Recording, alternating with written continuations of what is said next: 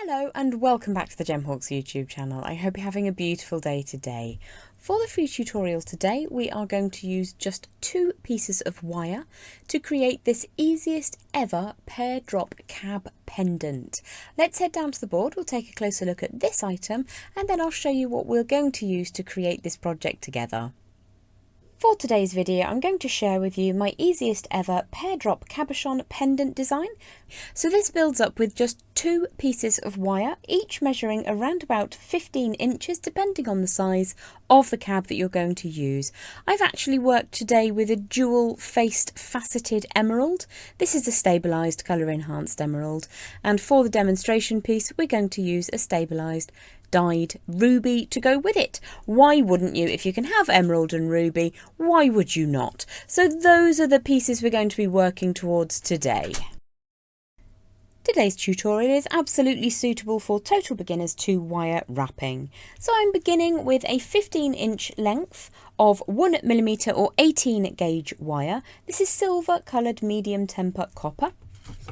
I'm going to use my memory wire finishing pliers to create a double spiral at one end. So let's just poke that off the screen. And what I'm going to do is just start by creating almost a complete circle, but just not quite. I stop shy because it gives me the opportunity to then push the end of the wire towards the arc. And in that way we can get a nice circular aperture at the middle of that spiral.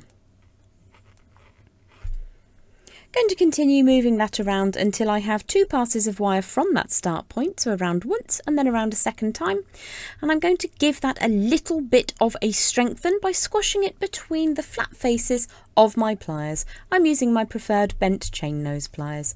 I'm then going to have a really lovely warm through of the tail of wire coming away, but I'm not going to change that natural arcing angle. Just making that nice and toasty so the wire becomes a little more fluid. We're going to bring in our chosen cabochon. You can use a flat-backed traditional cab, or like myself, you can go for a dual faceted piece like this one. So this has got a flat section around the outside, which you would find very easy to replicate in a traditional flat-backed cabochon. This piece measures around about 25mm from top to bottom, but you can obviously size up or size down accordingly. This does work really well with teeny tiny cabs. It's a little bit easier to show you with a slightly larger one though. So the first thing we're going to do is to create a little bit of a surround for our cabochon. I'm going to refer to this as a cab because it's a little bit easier than saying dual faceted drop. It's a bit of a mouthful. What we're going to do is to position that spiral just to one side of the chubby end of that pear drop shape and just start curving the wire around. And what we're looking to achieve is an outline that sits kind of over the top but around the outside of that shape.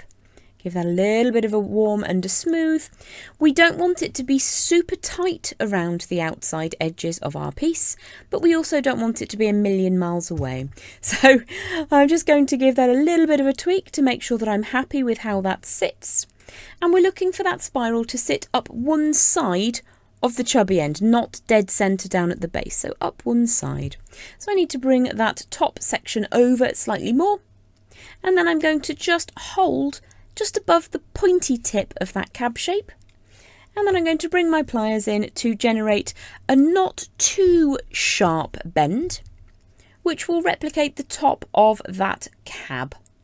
So you can see that I've over straightened on the edge there, so I'm just going to pull that gently to make it sit how I want it to. Now you will have an opportunity to work with this pre-warmed wire you've just seen. It's just taken a few moments to get that warm enough to become super fluid. What we're going to do now is to bring the wire all the way round the edges of our cab. So the easiest way to do this is to bring this up and slightly push that double spiral until it sits over the base of that cab. And then the curvy section goes up the side. So I can see I've actually over kinked it just here. So I'm going to very softly give that a little bit of a straighten out until it sits how I want it to. And what I'm looking to do is to have a little bit of a gap all the way around the edge of our gemstone so that it's not too tight. I'm then going to allow that wire to continue to circle around the chubby end of that cab This will work beautifully with a classic flat-backed dome-topped cabochon, but I just happen to have these two faceted pieces on my desk today, so I thought I'd work with them because emerald and ruby are delightful. So once I'm happy that I've got that overall shape and it's not too tight, you don't want it to be perfectly against the outside, because in a minute we're going to be introducing some wire into those gaps. So if you feel that that's a little bit tight, just open it up slightly. And the same with where the spiral sits, give it a little bit of a tweak so that you can definitely see some spaces in that size. So there's a little bit of space there. There's around about 1 millimetre all the way round. And what we're going to do is just bring that so that it sits over the not too pointy end. And I'm just going to draw that wire gently away at this stage. And later on, we're going to make a bail with that. Now, I've over-anticipated vastly how much wire I need. However, I'm going to leave a good amount of wire on here in case I want to do a slightly more fanciful bail. On the demonstration piece, because we're doing fast crafts today, it is a very simple wrapped loop and it's just got one wrap around it. I might see if I can get 2 wraps out of this later. So what we need to do before we make that wrapped loop up at the top that will act as a bail, we need to ensure that we do have a good millimetre space all the way around the outside of our gemstone. So I'm going to take a couple of minutes to make sure that I'm super happy with that shape, and then I'll help you to make this very simple bail in just a moment. Making sure that you have a really good facsimile of the outside margins of your stone at this stage will really help you to develop as a wire wrapping jeweller, but also to be really happy with the progress that you're making. So just take a couple of moments to make sure that that fits really, really well and that you do have that gap. If you've created that a little bit too tight, because we pre-warmed our wire, you have the opportunity to just straighten that wire back across and move where the upright bend is. What commonly happens if you're a little bit quick on the old forming is that you don't have quite enough wire before you get to that bend. So you might need to just adjust that, take your time, and then we'll move on to making a really, really simple wrapped loop bail. So when you're happy that your wire outline matches your cab with that 1 millimetre gap, we're going to create a really simple bail. Now you can of course retain all of this wire and make a really fancy bail if you prefer. I'm going to generate a bit more of a gap than I did on my demonstration piece. Just bring the wire gently forwards, and then I'll probably use my memory wire finishing pliers or my 6-step bail makers if I want a larger aperture up at the top for cord or chain. I think we'll go for step number 4 on the multi-step bail makers. So you can just bring that all the way round. You can absolutely fast forward this bit. I'm sure that many of you know how to make a wrapped loop. So if it didn't go quite round, just give that a gentle tease until it sits how you want it to. So all we're going to do is to wrap a couple of times around that neck section and leave a little bit of wire coming away. Now the reason I'm not doing this right now, just going to get that nice and tidy. I'm not going to put the spiral on the end just yet because I don't know if I can fit another wrap of wire in, and I will probably want to bring the spiral down over the tip of the gem once it's been set. So if you're working with a drop that has a drill hole, this is a really great way of disguising that drill hole, is to have a spiral up at the top that you can use to cover up that gap. You can fill it with clear nail varnish if you prefer, but I just tend to pop a bit of wire over the top. And if you're very, very new or nervous about setting with gemstones in a very simple 2-wire wrap, then you could even pop the wrapping wire, which we'll get to in a moment, through the drill hole. These are not drilled, it's just an option for you. So I'm just going to bring that over to the side, and I think I'll trim that to around about 2 inches for now.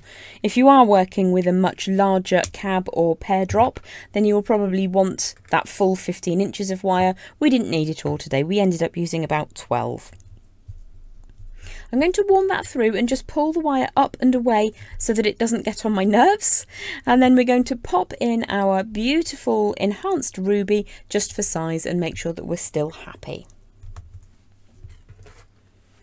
The next piece of wire we're going to work with today is a gold colour in this instance because it's easier for you to see how the two wires work together. That's the rear of the design and there's the front of the design. So you can see I've gone two-tone. It's not necessarily a stylistic choice, it's just so that you can see which wire does what. So let's just pop that down for a second, and then we have a 15-inch length of 0.8mm, which is equivalent approximately to 20 gauge, and I've gone for a golden coloured copper core wire.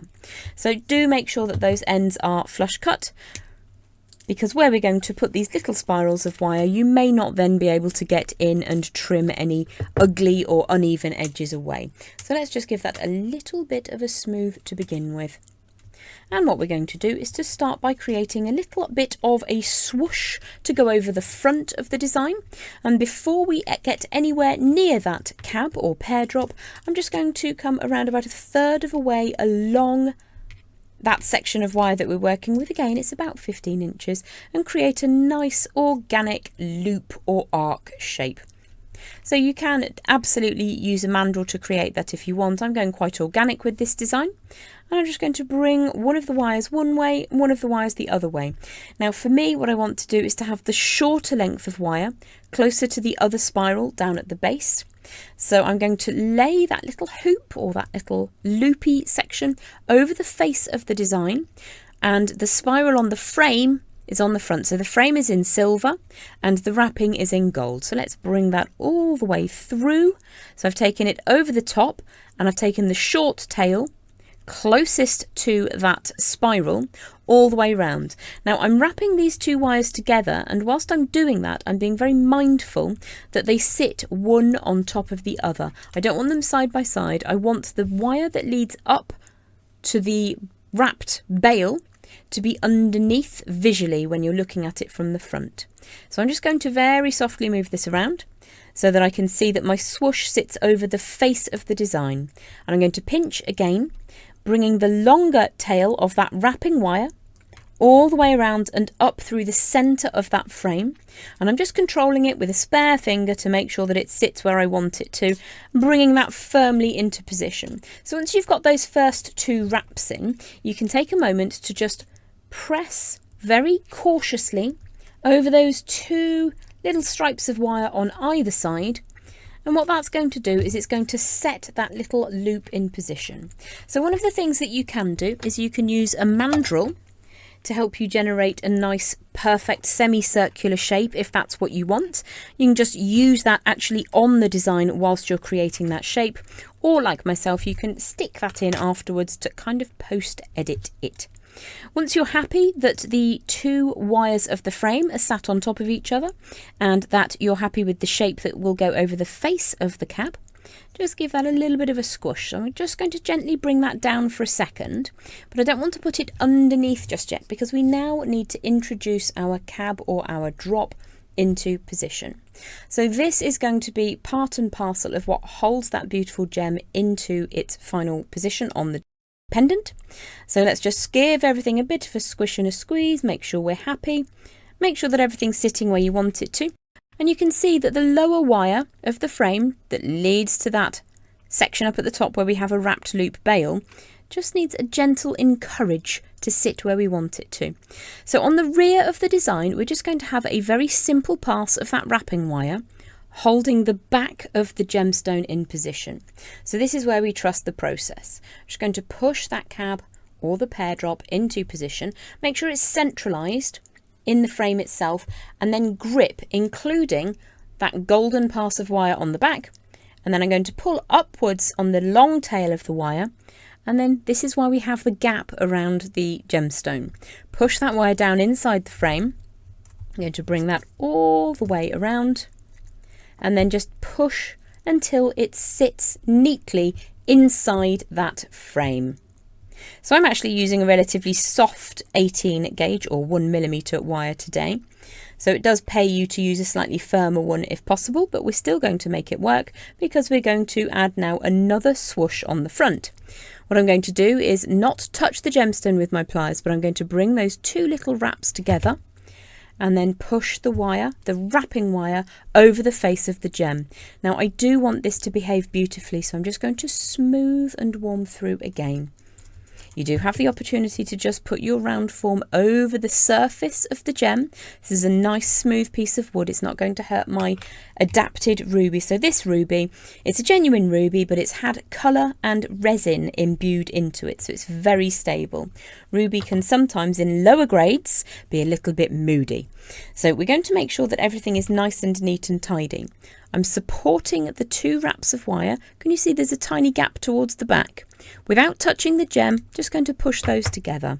And then I'm going to put my thumb on the surface of the gem, bring that wire back around, and my thumb makes the arc shape. Again, if you want a perfect recreation of the first little rainbow shape that you made, you can use your chosen mandrel to create that. I'm not overly fussed. I quite like the organic look, so I'm going for something that looks a little bit like that. Already, my gem is pretty much held in position. However, it's nice and safe at the front. It's only got 1 pass of wire at the back. So what we're going to do is continue to wrap. Let's bring the long tail of wire back over to what you're looking at, the right-hand side of the pendant. Hold it in position. Bring the tip up inside the frame, draw that all the way around again. Now this is quite a firm 20 gauge, so again you could go for a slightly firmer 18 gauge and a slightly softer 20 gauge, make your life easier. I've gone the opposite way today, so it's achievable with whatever you have available. Again, I'm not touching the gemstone. I do want to protect the surface of my gem, even though it is infused with resin to make it stronger. And then I'm going to show you what the back looks like. So we've got that 1 good strong pass of wire so far. So we need to bring another pass of wire over near the tip of the gem. I'm going to cover the gemstone up and make sure that those 2 little wraps are nice and neat side by side. So all we're going to do here is bring this up and around. This is going across the back. I'm going to push down inside the frame from above. And this is going to tie the 2 pieces of frame wire on that side of the pendant together. And it's one of the reasons I put a little bit of a gap just here, because it means if I need to move the angle change just slightly, because this tends to wiggle the frame around, I absolutely can. I'm going to bring this across the surface. Protecting my gem, again, I'm going to tighten up those 2 wraps and make sure that the wire that creates the frame sits one on top of the other. So at this stage, we're actually quite secure. However, we're belt and braces, so I'm going to bring the tail of wire, that long tail, over the surface of the gem and just draw it twice into that gap. So I think we're actually going to have enough for a wire spiral coming upwards in the silver, which is the frame wire, and a spiral coming downwards in the gold wire, which is the wrapping wire. So let's just bring these 2 together. Let's say I want my 2 spirals to be the same size. What we're going to do is to assess whether or not I need another wrap in the gap, and I think I will use the gold just to fill that completely. And I'm going to make sure that those wraps are really, really nice and tight. You can bring them over by hand, protect your gemstone, give it a squish. So now we've filled that neckline wire. We've also secured those 2 sides together. Let's smooth and warm at those tails of wire, and I'm going to trim them to around about 1.5 inches. So again, I have a good couple of inches of the wrapping wire available. We started with 15 inches, but I do much prefer to have options when it comes to creating wire jewellery. So there's always a little bit extra. That makes a lot of sense to me. And you can see we've got a nice round form, which is quite large, so you could use any chain you fancied. So all we would do with these 2 wires is I'll take the top one upwards to create a spiral that sits over the bail, and the bottom one downwards to just cover up the top little pointy bit on that cab. And you can, again, as I mentioned, if you've gone for a drilled pear and it's front to back drilled, you can use this to cover that drill hole if you wish to. To secure it down at the base, what we're going to do is to bring the wire across the back flat. Let's flip you back to the front. Now, all you really need to do here is to bring the wire inside where that little spiral is. So I'm just going to lift it away from the gem with my thumbnail, and then I'm going to very gently elevate that away from the gem. So we've now got some space to work inside.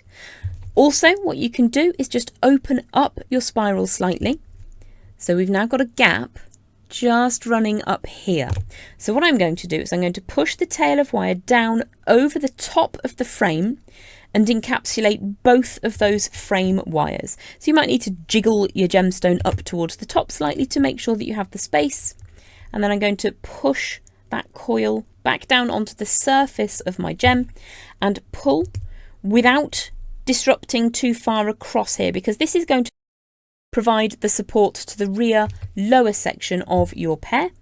So just pull that all the way across like so until you've encapsulated that together. So we've got 3 passes of wire across the back here. That's nice and sturdy and safe. Main thing is that you have the wire wrapping at points that are narrower than the fattest part, and this is what's going to stop it from coming out of that very simplistic frame. So if I bring the tail of wire over the top, we've got 2 wraps of the golden wrapping wire at each point around that frame. So I quite like to replicate that number. Again, I'm covering the gemstone completely before I pinch those 2 wires together. And if you feel that they're sitting slightly sideways, pinch them and then just twist gently with your pliers until they sit exactly how you want them to. So on this one, I'm just going to very softly adjust. And now you can see that those 2 stripes of wire look a little bit more even. I'm not putting any pressure over where the gemstone sits. I'm covering the gemstone itself and softly applying a little bit of pressure to set those wrapping wires. Now, if you want to, you can bring the tail of wire through the back. So let's just warm that through one more time, push that down through the back. We've got a silver pass of wire over the front of the design, which is part of the frame. So on the back of the design, we're going to add belt and braces to keep our beautiful pear drop nice and safe. And I'm just going to bring this softly up across the back of the design and add a little bit of a coil here. So I'm going to trim that to about 1.25 inches again. And then I will show you how to do one last little coil on the back. You've seen me do coils for front bail wires before a million times, and I'm trying to do a little quicker video for you today. So we've started off with a spiral, and then we're going to push this down against the surface of our gemstone on the rear side of the design. So what I like to do is I like to see if I can just tuck that down really neat and tidy. So that will be finished off in just a moment. I'll take a photo and leave it on the outro screen. I'll add a spiral coming downwards with the wrapping wire, a spiral going upwards with the frame wire, and you've got a spiral of each colour on the rear of the design. So I finished off my ruby cab wrap for your easiest ever pear drop wrap. Just 2 wires. Absolutely ready for beginners in wire wrapping to get their teeth into. Please don't bite the gemstones, that might hurt. If you're enjoying the content, please do leave a like on the video. Any requests for future videos, leave me a comment down below. Thanks so much for watching here at the Gemhawks YouTube channel. Don't forget that hyping is now a thing, so if you like the video, hype it please. Doesn't cost you a bean, but it does help me to be seen. Thanks so much, see you soon. Bye for now.